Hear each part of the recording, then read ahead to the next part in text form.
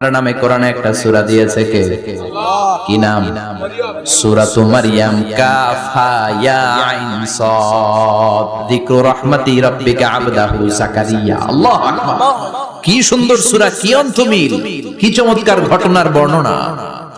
উনার নামেও সূরা, উনার ফ্যামিলির নামেও সূরা, উনার আব্বার নাম ইমরান, মায়ের নাম হান্না বিনতে ফাখুজ। উনাদের ফ্যামিলিটা আল্লাহর কাছে এত প্রিয়, আল্লাহর একটা সূরা দিলেন ইমরানের পরিবারের সূরা। কোন সুবহানাল্লাহ।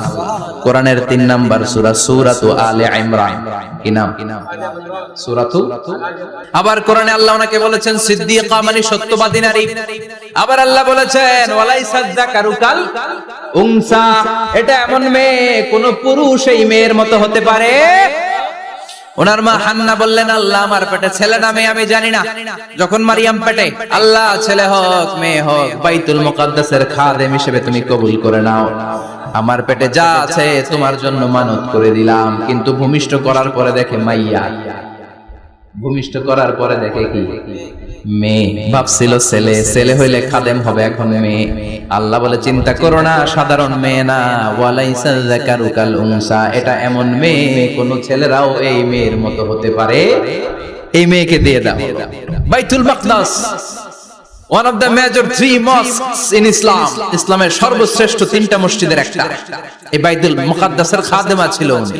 মসজিদ ক্লিন করত আর ইবাদত করত, ইবাদতে মশগুল হয়ে থাকতো, পাগল পাড়া হয়ে থাকতো, চক্ষু বন্ধ করে আল্লাহর কথা স্মরণ করত।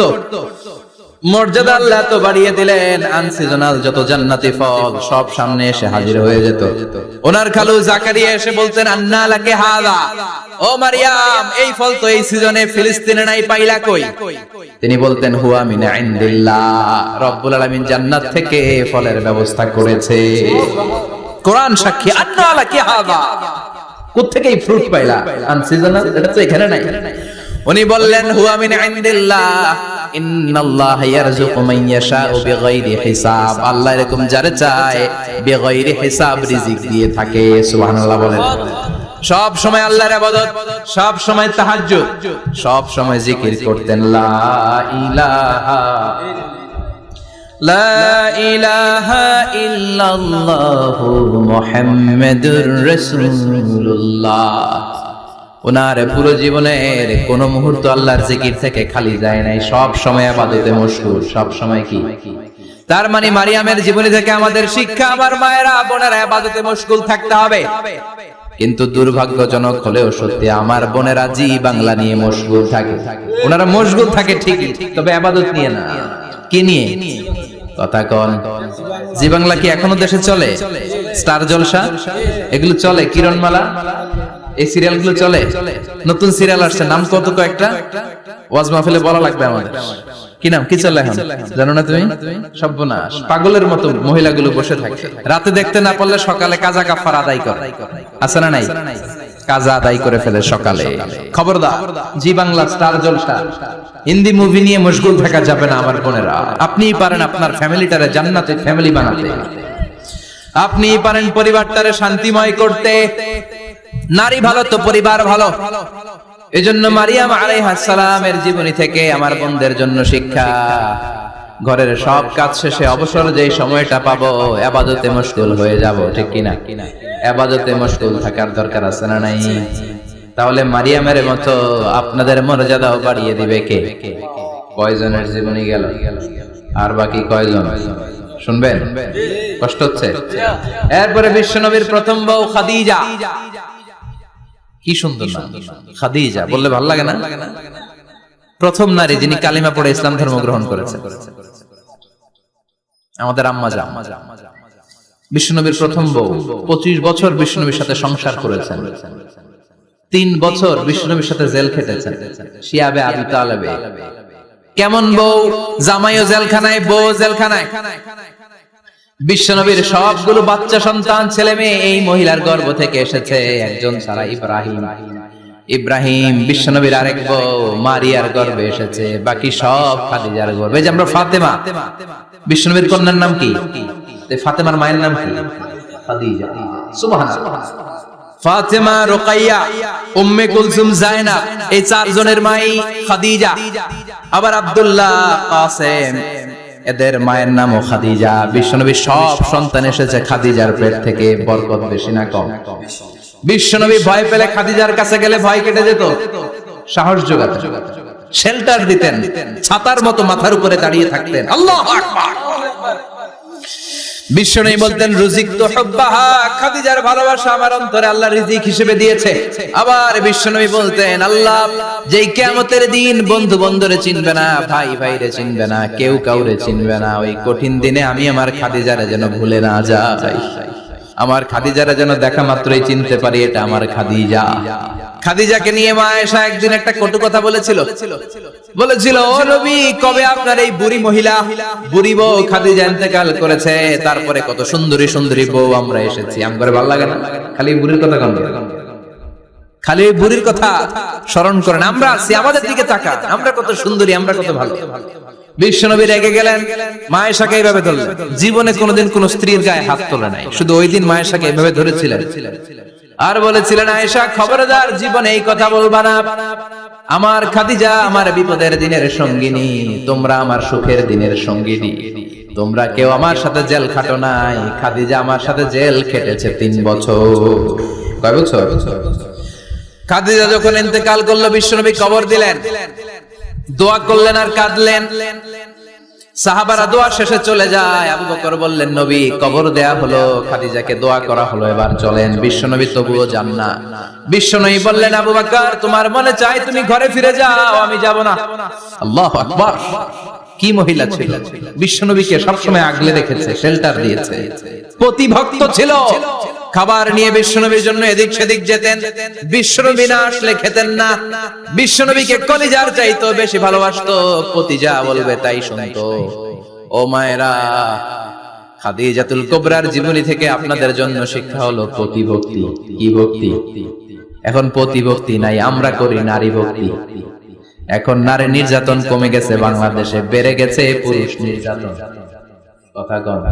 এখন আমরা ভক্তি করা লাগে, আমরা ভক্তি না করলে ঘরে খাওয়ান নাই, এরকম ঝামেলা আছে না নাই? কথা বলেন। মায়েরা বোনেরা, আপনার স্বামী যদি আপনার উপর নাখোশ থাকে, আপনার ইবাদত আপনাকে বাঁচাতে পারবে না। বিশ্বনবী ফাতেমাকে বললেন ফাতেমা তুমি বিশ্বনবীর মেয়ে হতে পারো, কিন্তু আলী যদি তোমার উপর নাখোশ থাকে তোমার সব শেষ, সব শেষ। আবার বিশ্বনবী বললেন আমি যদি এক আল্লাহ ছাড়া কারো সামনে মাথাটা নত করার বিধান দিতাম, এক আল্লাহ ছাড়া যদি কাউকে সেজদা করতে আমি বলতাম, আমি দুনিয়ার সব নারীদের বলতাম স্বামীর পায়ে সেজদা দিয়ে পড়ে থাকো। কি সম্মান আল্লাহ দিলেন স্বামীকে। আপনার জান্নাত আপনার স্বামীর ভেতরেই। স্বামীকে সন্তুষ্ট করেন, স্বামীর আনুগত্য করেন, দেখবেন ফ্যামিলিটা সুন্দর হবে। আর স্বামীরা স্ত্রীদেরকে ভালোবাসেন, স্ত্রীদেরকে ভালোবাসার গল্প শোনাবেন, দামি দামি শাড়ি কিনে দিবেন, তারপরে রাত্রিবেলা গান শোনাবেন। শুধু বউয়ের গান, শালীর গান না, বাবির জন্য না, চাচাতো বোনের জন্য না, উল্টা পাল্টা জায়গায় করলে গুনাহ আছে না নাই? স্ত্রীর সাথে প্রেম নিবেদন করেন, ভালোবাসা নিবেদন করেন, সংসারটারে শান্তিপূর্ণ করে দিবে কে? তার মানে খাদিজাতুল কুবরার জীবনী থেকে শিক্ষা কি? বললা গেছি কি শিক্ষা? প্রতিভক্তি। কি ভক্তি? স্বামীকে ভক্তি করা লাগবে, তা না হলে জান্নাত নাই। এরপরে বিশ্বনবীর একমাত্র কুমারী বউ নাম কি? আয়েশা। বিশ্বনবী বললেন উরিতুকি ফিল মানামি সালাসা লায়াল। আয়েশা বিয়ের আগে তোরে কিন্তু আমি 3 বার স্বপ্নে দেখছিলাম। সুবহানাল্লাহ কইবেন না? বড্ড খুশি হয়ে গেলেন আয়েশা। এরপরে বললেন 3 বার স্বপ্ন দেখার পরে তোমার ব্যাপারে মনের মধ্যে কেমন কেমন যেন ভালো লাগে। তারপরে একটা ছোট্ট কাগজের মধ্যে, জান্নাতি কাগজ, রেশমি কাপড়ের মধ্যে তোমার চেহারাটা এনে জিব্রাইল বললেন দেখেন নবী কেমন লাগে। আমি কইলাম ভালো লাগে। কার মেয়ে? আপনার বন্ধু আবু বকরের মেয়ে, বিয়ে করবেন নাকি? বিশ্বনবী বললেন ও জিব্রাইল তুমি যদি ঘটক হও, আল্লাহ যদি হয় কাজী, আমি মুহাম্মদ বিয়েতে রাজি। সুবহানাল্লাহ পড়েন। বিয়ে হয়ে গেল, কিন্তু ঘরে দামি ফার্নিচার নাই, টাকা পয়সাও তেমন নাই, কিন্তু আছে খালি সুখ। আছে কি? যেটা টাকা দিয়ে কিনা যায়, টাকা দিয়ে বাড়ি কিনা যায়, গাড়ি কিনা যায়, সুখ কিনা যায় নাকি? টাকা দিয়ে বিছানা কিনা যায়, বালিশ কিনা যায়, হোম কিনা যায় নাকি? কথা বলেন। এজন্য সুখ দেওয়ার মালিক কে? দোকানে সুখ পাওয়া যায়, সুখ দেওয়ার মালিক একজন, তিনি কে? মা আয়েশা একমাত্র কুমারী বউ। আদর করে তিনি ডাকতেন হুমায়রা, আবার মাঝে মাঝে ডাকতেন ইয়া আয়েশু, আয়েশা না আয়েশু সংক্ষেপ। এত ভালোবাসতেন মা আয়েশাকে। মা আয়েশা গ্লাসের যেই জায়গা দিয়ে পানি খেতেন বিশ্বনবী ওই জায়গায় মুখ লাগিয়ে পানি খেত। মা আয়েশা গোশতকে হাড্ডি ফেলে দিলে বিশ্বনবী ওই হাড্ডিটা নিয়ে চষতে শুরু করে দিত। এক বালতি থেকে পানি নিয়ে দুইজনে গোসল করত। আবার বিশ্বনবীর সাথে সাথে মাঝে মাঝে বায়না ধরতো, মাঝে মাঝে রাগও করতো। সুবহানাল্লাহ কোন। স্বামী স্ত্রীর মধ্যে একটু রাগ আছে না নাই? রাগ থাকলে ওইটারে আবার ভালোবাসায় পরিণত করে দেয় কে? রাগ না থাকলে ভালোবাসা তো ভালোবাসাই না, রাগ থাকতেই হবে, তাইলে ভালোবাসার মর্ম বোঝা যায়। চিল্লায় বলেন ঠিক কিনা? ক্ষুধা না থাকলে খাবারের মর্যাদা বোঝা যায় না। সারাদিন পেট ভরা খাওয়ার মজা বুঝবেন? ক্ষুধা, প্রচন্ড ক্ষুধা, তৃষ্ণার্ত, লেবুর শরবত পাইলে অমৃতের মতো লাগে। প্রচন্ড ক্ষুধা, হাজি বিরিয়ানি পাইছেন এক প্লেট, ইচ্ছে মতো খাবেন, কিন্তু পেট ভর্তি, হাজি বিরিয়ানি খাওয়া যাবে? এজন্য রাগ না থাকলে ভালোবাসা যে কত দামি, ভালোবাসা যে আল্লাহর পক্ষ থেকে কত বড় নেয়ামত বোঝা যায় না। মাঝে মাঝে মা আয়েশা রাগ করতেন, শুনতেছেন? বিশ্বনবী বলেন, আয়েশা কখন তুমি রাগ করো, কখন তুমি আমারে ভালোবাসো আমি বুঝি। সুবহানাল্লাহ পড়েন। মা আয়েশা বললেন, কেমনে বুঝেন? বিশ্বনবী বললেন, যখন তুমি রাগ করো তখন নামাজের পরে দোয়ার মধ্যে বলো, ও ইব্রাহিম আলাইহিস সালামের আল্লাহ, আপনি আমার উপর দয়া করেন। তার মানে তুমি রাগ করে আছো, আমার নাম নাও নাই। আর যখন আমার উপর খুশি থাকো নামাজের পরে দোয়াতে বলো, মুহাম্মদ সাল্লাল্লাহু আলাইহি ওয়াসাল্লামের আল্লাহ, আপনি আমাদের উপর রহমত করে। তার মানে খুশির সময় তুমি আমার নাম নাও, রেগে গেলে অন্য নবীদের দোয়া সেরা দাও, রেগে গেলে আমার নামটা নাও না। মা আয়েশা বলে, নবী গো, আমি তো শুধু নামটাই মুখ দিয়ে নেই না, কিন্তু কলিজা থেকে তো আপনারে বাদ দিতে পারি না। আল্লাহু আকবার, কি ভালোবাসা! মা আয়েশা বলতেন, আমি যখন বিশ্বনবীর সাথে শীতের রাতে এক লেপের নিচে ঘুমাতাম তখনও জিবরাইল ওহী নাযিল করত। সুবহানাল্লাহ নাই? কোন স্ত্রীর সাথে অন্তরঙ্গ বসবাসের সময় কোরআনের ওহী নাযিল হতো না। একমাত্র মা আয়েশার সাথে যখন এক বিছানার এক লেপের নিচে দুইজন শুয়ে আছে, কোরআনের আয়াত নাযিল করছে কে? আবার মা আয়েশা বলছেন, আমার কারণে ও মুসলিম উম্মাহ তোমরা তায়াম্মুমের বিধান পেয়েছো। ফাতায়াম্মামু সাঈদান তাইয়্যিবা। মা আয়েশা একটা যুদ্ধে গিয়েছিলেন, যুদ্ধ থেকে ফেরার পথে মা আয়েশার গলার লকেট নাই। মাঝে মাঝে হয় না, মহিলা গলার লকেট পায় না, পুরো বাড়ি আগুন করে ফেলাইছে, লকেট নাই, লয়ে গেল রে, নিয়ে গেল রে, হারাইলাম রে। মা আয়েশার লকেট নাই। লকেট হারানোর পরে মা আয়েশা কান্নাকাটি। বিশ্বনবী বললেন, থামো। অনেকক্ষণ থামার পরে লকেট খুঁজে পায় না, সবাই খোঁজাখুঁজি, লকেট কই, লকেট কই, লকেট খুঁজে পায় না। ওদিক দিয়ে মাগরিবের নামাজের সময়ও শেষ, নামাজের সময় শেষ। আর যেই জায়গায় লকেট খোঁজার জন্য থামা হয়েছে ওই জায়গায় আবার পানি নাই, পানি সামনে, পানির দিকেও যেতে পারে না, লকেটও খুঁজে পায় না, নামাজও পড়া যায় না। সব সাহাবীরা মিছিল শুরু করছে, আবু বকর রে ধর, ধর, ধর, আবু বকর রে ধর। আবু বকরের মেয়ের কারণে নামাজ আমাদের চলে যাচ্ছে।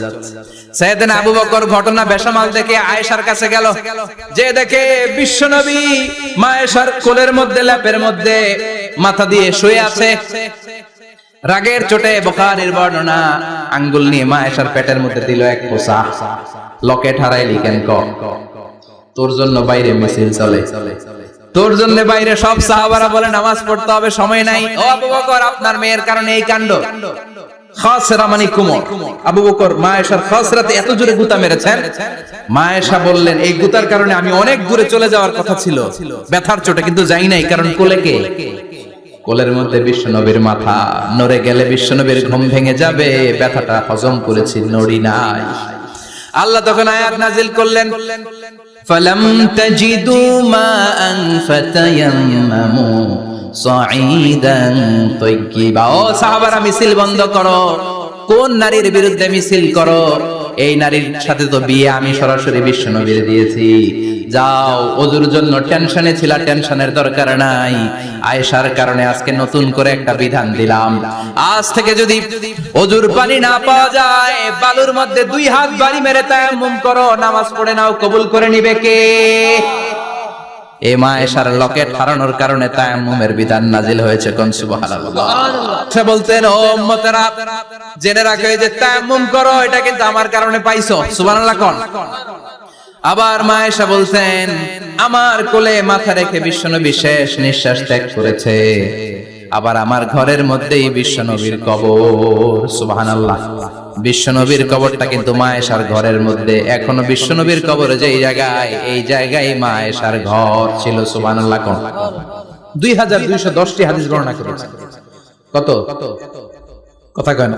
2210টা ফ্যামিলির হাদিস বর্ণনার জন্য মা আয়েশাকে আল্লাহ তাআলা বিশ্বনবীর ট্যাপ রেকর্ডার বানিয়ে পাঠিয়েছেন। যাই বিশ্বনবী বলতেন ট্যাপ রেকর্ডের মতো রেকর্ড করে সব সাহাবীদের কাছে বর্ণনা করতেন। কত কবিতা উনি নিজে জানতেন, নিজেই জানে না। কত মাসালা যে জানতেন তার কোনো হিসাব নাই।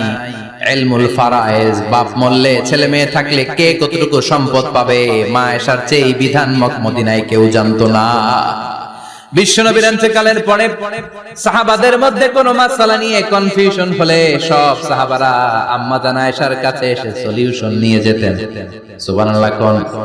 বিশ্বনবী যা বলেছেন সব মুখস্থ রেখেছেন, সব জ্ঞানের কথা ছড়িয়ে দিয়েছেন, সব সময় পড়াশোনা করতেন। সুবহানাল্লাহ। তার মানে মা আয়েশার জীবনী থেকে আপনাদের জন্য শিক্ষা হচ্ছে জ্ঞানার্জন, জ্ঞানানুরাগী হতে হবে। কি হতে হবে? জ্ঞানানুরাগী। বুখারীর বঙ্গানুবাদ পাওয়া যায়, কোরআনের বঙ্গানুবাদ পাওয়া যায়, ইসলামিক অনেক ভালো ভালো রাইটারের বই পাওয়া যায়, ঠিক কিনা? এগুলো পড়ার দরকার আছে না নাই? অনেকে বলে হুজুর আমার ছেলেটা মোবাইল ছাড়া কিছু বোঝে না। কি কয়? মোবাইল ছাড়া কিছু বোঝে না। হুজুর মোবাইল দিলে ঠান্ডা, মোবাইল নিলে কান্দে, এরকম আছে না নাই? এর কারণ হাজবেন্ড ওয়াইফ দুইটার কাছে সব সময় মোবাইল। কথা কর। বাবার কাছেও মোবাইল, মায়ের কাছেও মোবাইল, তো ছেলে মোবাইলের জন্য কাঁদবে না তো কি করবে? বাবার হাতেও যদি বই থাকে, মায়ের হাতেও যদি বই থাকে, ছেলে মোবাইল চাবে নাকি? ছেলেও চাবে বই, ছেলে চাবে কি? কথা বুঝতে পেরেছেন? এজন্য জ্ঞান অনুরাগী হতে হবে মা আয়েশার মতো। মা আয়েশা 2210টা হাদিস মুখস্থ করেছে, আপনি কয়টা করছেন? উনি পারলে আপনি পারবেন না কেন? মায়েরা শুনতেছেন তো? আশা করি আপনারা শুনতেছেন। তাহলে মা আয়েশার জীবনী থেকে আমরা শিক্ষা পেলাম জ্ঞান চর্চা করতে হবে। সর্বশেষ কোন নারী? কথা কন। ফাতিমা রাদিয়াল্লাহু তাআলা আনহা, বিশ্বনবীর কলিজার টুকরা। চাচাতো ভাই আলীর সাথে বিয়ে হলো।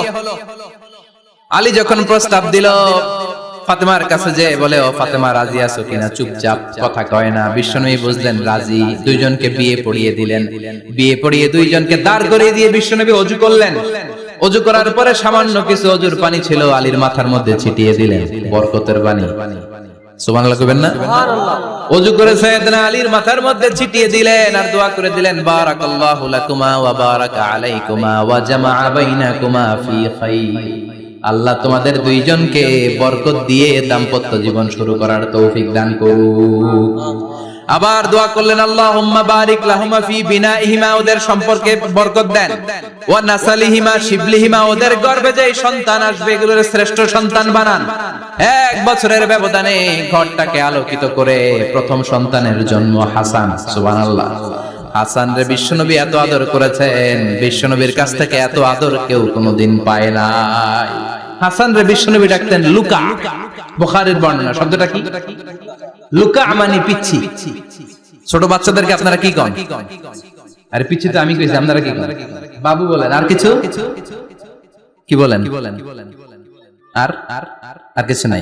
তাহলে যে বাবু পিচ্ছি, হ্যাঁ, এই বাবু পিচ্ছি আরবি হচ্ছে লুকা। বিশ্বনবী ফাতেমার ঘরে এসে বলতেন, আইনাল লুকা, পিচ্ছিটা কই রে? আমার হাসান কই, আমার নানা ভাই কই? আর বিশ্বনবীর আওয়াজ শুনলে হাসান এসে বিশ্বনবীর কাঁধে। আল্লাহু আকবার, আল্লাহু আকবার। বিশ্বনবী বলতেন, ফাতেমা আমার কলিজার টুকরা, যে ফাতেমারে কষ্ট দেয় সে আমারে কষ্ট দেয়, ফাতেমারে আনন্দ দেয় মানে আমি বিশ্বনবীরে আনন্দ দেয়। এই ফাতেমা সব সময় পর্দায় থাকতেন, দিনের বেলা বেরোতেন না, সারা দিনে টয়লেট করতেন একবার, সেটাও করতেন রাত্রে, যাতে দিনের বেলা কেউ তারে না দেখে। কি ব্যালেন্স লাইফ! কি ব্যালেন্স লাইফ! রাতে একবার টয়লেটে যাওয়া মানে কি সারাদিন খাওয়া দাওয়া এরকম ব্যালেন্স করে করতেন। কেউ দেখতে পারে না ওনারে কেমন ছিল, কেউই জানতো না। এমন ভাবে চলাফেরা করতো, কোনো পুরুষদের সামনে দিয়ে কখনো যেতেন না। এজন্য ইন্তেকালের আগে আলীকে বললেন, আলী, বিশ্বনবীর ওসিয়ত অনুযায়ী কিছুদিন পরে আমি আমার বাবার সাথে সাক্ষাৎ করব।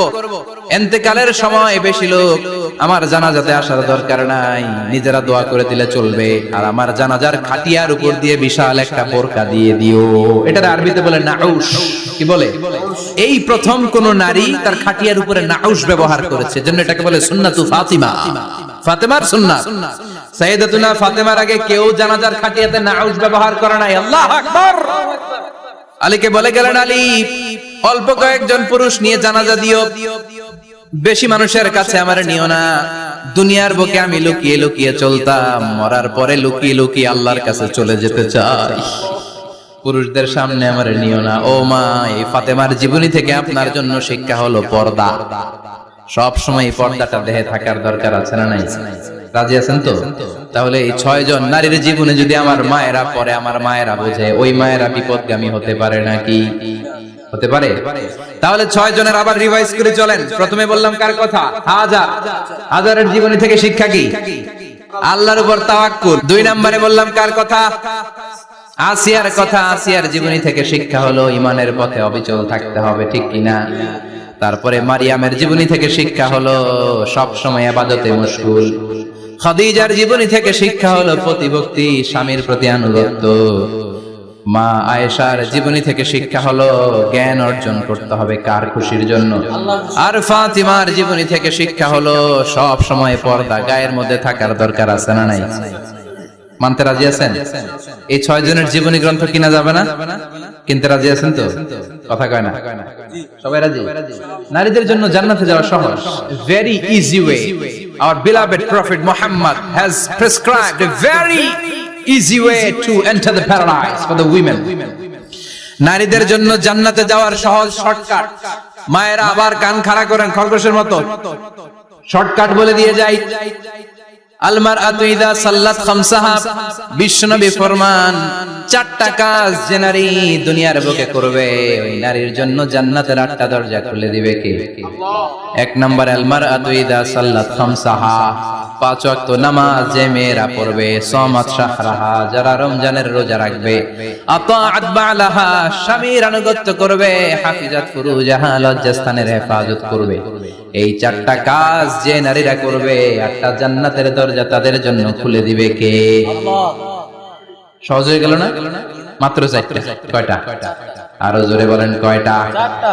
মাত্র 4টা কাজ। আর কিছু কাজ করতে বিশ্বনবী নিষেধ করেছেন। জামার উপর দিয়ে পারফিউম মেখে যেতে নিষেধ করেছেন মুহাম্মদ সাল্লাল্লাহু আইয়ুমা ইমরাআতিন ইস্তাআতারাত, যেই মহিলারা পারফিউম মেখে বের হলো পুরুষদের দৃষ্টি আকর্ষণের জন্য, কিয়ামতের দিন জিনাকারিনীদের কাতারে ওদেরকে দাঁড় করাবে কে? অনেক মহিলারা আছে ঝাঁঝালো পারফিউম দেয়, আছে না? টেম্পুর মধ্যে বসাই যায় না, না? সিএনজিতে বসছেন, এদিকে বসছে খালাম মায়, হায় হায়। মায়েরা খেয়াল করে শুনেন, আপনাদের ড্রেস কেমন হবে? নাম্বার 1, আপনার পুরো দেহটা ঢাকা থাকতে হবে। যে ড্রেস পরবেন, you should cover your whole body. শুধু হাতের এই 2 কবজি আর চেহারা খোলা রাখতে পারবেন, তবে চেহারা ঢেকে রাখা উত্তম। একজন মহিলা বোরকা পরছে কিন্তু চেহারা খোলা, তার হেজাব হয় নাই, পর্দা হয় নাই, এটা বলা যাবে, কিন্তু উত্তম হচ্ছে চেহারা ঢেকে রাখা, কারণ চেহারা সৌন্দর্যের রাজধানী। Face is the capital of beauty, ঠিক কিনা? চেহারা দেখলাম তো সব বোঝা গেল, ঠিক কিনা? কেমন মাধুর্যতা আছে, দেখতে কেমন সুন্দরী কিনা সব বোঝা যায়। এজন্য চেহারাটাও ঢেকে রাখবেন, চোখটা খোলা রাখবেন। বিশ্বনবীর স্ত্রী উম্মে সালামা বলে, দেখার জন্য আমার 2 চোখের দরকার নাই, লাগবে 1 চোখ। উনি আরেক চোখের মধ্যে আরেক কাপড় দিয়ে রাখতেন। সাহাবারা বলতেন, উনারে দেখলে আমরা দিতাম দৌড়, ভয় লাগতো। চোখ একটা দেখা যায় আর একটা খোলা, উনারে দেখে আমরা এদিক সেদিক পালিয়ে যেতাম। আবার অনেক মহিলারা পা ঢাকে না, পা কিন্তু পর্দার অন্তর্ভুক্ত। সব সময় মেয়েরা পা মোজা পরে বেরোতে হবে, পা দেখানো যাবে না। হাদিসে এসেছে শুধু হাত এতটুকু, পা কিন্তু পর্দার অন্তর্ভুক্ত। উম্মে সালামা বললেন, ইয়া রাসূলুল্লাহ, আমরা তো হাঁটতে গেলে অনেক সময় পা দেখা যায়। বিষ্ণু বললেন, তাই? তাহলে 1 বিঘত নিচ দিয়ে কাপড় বাড়াও। উম্মে সালামা বললেন, জোরে হাঁটলে তো তারপরও দেখা যাবে। বিষ্ণু বললেন, 1 হাত বাড়াও, ধুলাবালি সহ টানবা, তারপরও পায়ের 1 ইঞ্চি দেখানো যাবে। তাহলে ড্রেস কোডের প্রথম নিয়ম হচ্ছে পুরো দেহ ঢাকবেন। 2 নম্বরের নিয়ম, পোশাক ঢিলে ঢালা হবে না টাইট ফিটিং? আরো জোরে বলেন। ঢিলে ঢালা হবে, টাইট ফিটিং হতে পারবে না। এরকম মোটা হবে, মোটা কাপড়, কিচ্ছু দেখা যায় না, বাইনোকুলার দিয়েও দেখা যাবে না। আবার ঢিলে ঢালা আছে না নাই? আমরা পুরুষরা যেটা পরি, এটা দিয়ে 3 মহিলার কাপড় হয়, ঠিক কিনা? কাপড় পরতে চায় না তারা, ওদের পোশাক আমরা নিয়ে নিচ্ছি। তার মানে ঢিলে ঢালা হবে, মোটা কাপড়ের হবে, টাইট ফিটিং হতে পারবে, আবার পুরুষদের পোশাক হতে পারবে। এই চারটা নিয়ম মেনে যে যেই ধরনের পোশাক পরেন, চাদর পরেন সমস্যা নাই, শাড়ি পরেন সমস্যা নাই, ব্লাউজ পরলে ফুল হাতা পরবেন সমস্যা নাই, মেক্সি পরলেও সমস্যা নাই, বোরকা পরলেও সমস্যা নাই, কিন্তু পোশাকটা শালীন পোশাক হতে হবে। কি পোশাক? সবাই বলে শালীন পোশাক। পুরুষদের পোশাক পরা যাবে, কারণ বিশ্বনবী লানত করেছেন ওই নারীদেরকে যেই নারীরা পুরুষদের মতো সাজতে চায়। এরকম আছে না নাই? দেখলে বোঝা যায় না কোনটা ছেলে কোনটা মেয়ে, আছে না নাই? ইসলাম যে মর্যাদা আপনাদেরকে দিয়েছে আর কেউ দিয়েছে নাকি? ইসলাম বলে প্রথম সন্তান কন্যা সন্তান হলে ঘরের মধ্যে বরকত, আছে না নাই? মিন বারাকাতিল মারআতি তাফকিরুহা বিল ইনাস। একটা মেয়ের মধ্যে বরকত বেশি না কম কেমনে বুঝবেন? তার প্রথম সন্তান যদি মেয়ে হয় তাহলে বুঝবেন এই মেয়েটা বরকতওয়ালা মেয়ে, এই মেয়ে আপনার জীবনে অনেক কিছু নিয়ে আসবে। সুবহানাল্লাহ করতে পারেন না? কিন্তু অনেক ডাকাইত আছে, মেয়ে হইলে অখুশি হয়, ছেলে হইলে পাড়ার সবারে জিলাপি খাওয়ায়, পাড়ার সবারে মিষ্টি খাওয়ায়, মেয়ে হইলে কিচ্ছু খাওয়ায় না, আছে না নাই? কিন্তু আমরা মেয়ে হলে খুশি হব। কার কার প্রথম সন্তান মেয়ে? হাত তোলেন। একজন, দুইজন, তিনজন। প্রথম সন্তান মেয়ে কার? হ্যাঁ, অনেকে আছে তো মাশাআল্লাহ, আপনারা অনেক বরকতময়, আলহামদুলিল্লাহ। হাত নামান। আমারও প্রথম সন্তান মেয়ে, তিনটাই মাইয়া, জান্নাত একটা আমার দিয়ে। তার মানে তিন জান্নাতের মালিক, মাশাআল্লাহ। আল্লাহ বাইরে তুমি কবুল করো। তার মানে কোন ঘরে যখন মেয়ে আসে আল্লাহ বলে ঘরটা বরকতময়। মেয়েটা যখন বড় হতে শুরু করে মেয়েটা ভাইয়ের জন্য বরকতময়। মেয়ে যখন বিয়ের উপযুক্ত হয় বাবার জন্য বরকতময়। দুই মেয়ে মানে বাবার দুই জান্নাত, তিন মেয়ে মানে তিন জান্নাত। সুবহানাল্লাহ। আবার যখন স্বামীর কাছে যায় ইসলাম বলে ওই স্বামী আল্লাহর কাছে সেরা, যেই স্বামী বউয়ের কাছে সেরা। বউ যদি আপনারে ভালো বলে আপনি আল্লাহর কাছে ভালো, বউ যদি খারাপ বলে আপনি আল্লাহর কাছে খারাপ। তার মানে ব্যালেন্স করেছে ইসলাম। স্বামীর আনুগত্য করতে বলেছে, আবার স্বামীকেও বলেছে স্ত্রীকে ভালোবাসতে, ঠিক কিনা? কথা বলেন। ইসলাম বলে তোমার হাত যদি বউয়ের হাতের সাথে মিলাও, দুই হাতের সগীরা গুনাহ মাফ করে কে? স্ত্রীর দিকে যখন তাকাও তোমার চোখের সগীরা গুনাহ মাফ করে কে? প্রতি মাসে মাসে স্ত্রীর কাপড় চোপড় আর কসমেটিক্স কেনার জন্য যে টাকাটা দাও, এই টাকাটা সদকা হিসেবে কবুল করবে কে? এবার এই মহিলা গর্ভবতী, ইসলাম বলে সন্তান ভূমিষ্ঠ করতে যে যদি কোনো মা ডেলিভারি কেসে হসপিটালে মারা যায় কিংবা বাসায় মারা যায়, কিয়ামতের দিন ওই মহিলাকে শহীদদের কাতারে দাঁড় করায় দিবে কে? বাচ্চা ভূমিষ্ঠ করতে যে শাহিদ, শাহিদা, শহীদদের কাতারে। আর সুন্দর মতো যদি আসে, আল জান্নাতু তাহতা আকদামি উম্মাহাতিকুম, মায়ের পায়ের নিচে সন্তানের বেহেশত, আছে না নাই? জোরে বলেন। এজন্য ইসলাম বলে খবরদার, মায়ের মর্যাদা সবচেয়ে বেশি। এক সাহাবী বললেন ইয়া রাসূলুল্লাহ কার সাথে ভালো আচরণ করব? বাবার সাথে নাকি মায়ের সাথে? নবী বললেন মায়ের সাথে, এরপরে মায়ের সাথে, তারপরে মায়ের সাথে, তারপরে কার সাথে? তারপরে তোমার পিতার সাথে। মায়ের মর্যাদা কয় গুণ বেশি?